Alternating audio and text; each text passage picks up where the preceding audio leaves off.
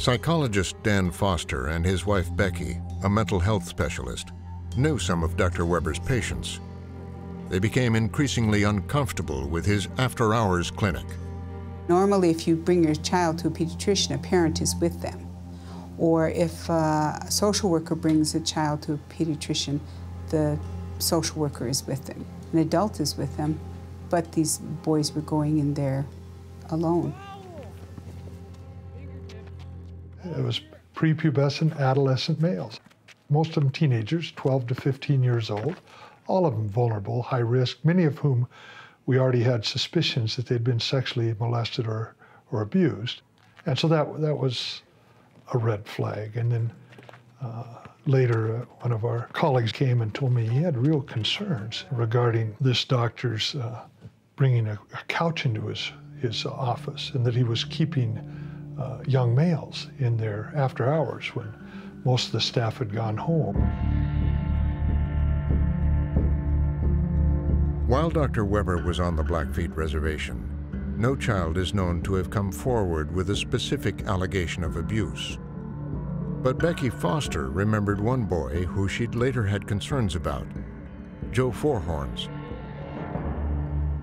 He's now in prison for bank robbery, but spoke to reporter Dan FROSCH by phone. Describe to me the first time you met Dr. Weber. I was skating, and I collided with another kid, and I fell, and I broke my tailbone, so they brought me to the hospital, and that's where I met him at. Came and did a checkup on me about a week later when I was at the nursing center. Did he do anything that day that was inappropriate in your mind? Just the way he was talking to me, but had his hand was on my leg while he was talking to me, and he just left it there, and that made me uncomfortable. Like, why you just leave your hand on me, on my leg while you're talking to me? And Joe, tell me how old you were at this time. I was 11. Joe says he never told anyone at the time what was happening during his visits with Dr. Weber. But on the reservation, the rumors and suspicions were growing. He took the kids to Great Falls shopping. He took them to basketball tournaments when our kids would qualify. To us, that was getting the community used to seeing him with these kids and the implication of parental permission. This is grooming behavior. So you take kids who are high risk, who are from difficult family circumstances, and who are poor.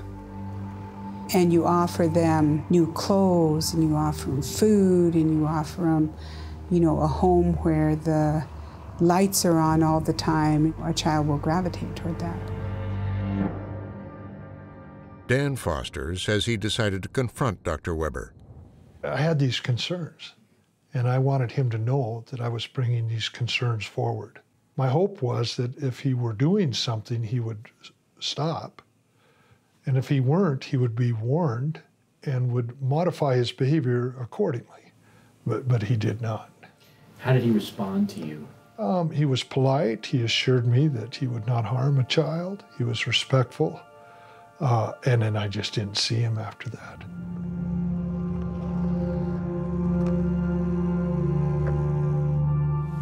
Did you ever have any sexual contact with anybody in Blackfeet? No. Anybody, adult or juveniles? Not even adult. Not even adult, okay. No.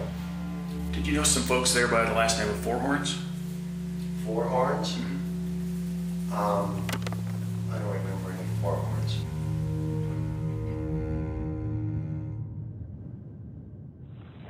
I went to the hospital to get my eyes checked to see if I could get some glasses. And he was just saying stuff, like trying to touch me, and told me that if I feel uncomfortable with what he was doing, to let him know, and he would stop. Yeah. And I told him that I did. Like, yeah, I feel uncomfortable. Like, I don't know what this is for. Like, why you touch me? Where was he touching you? Everywhere.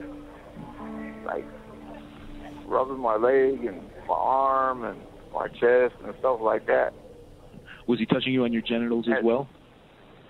He got to that, but not right there, not at that time.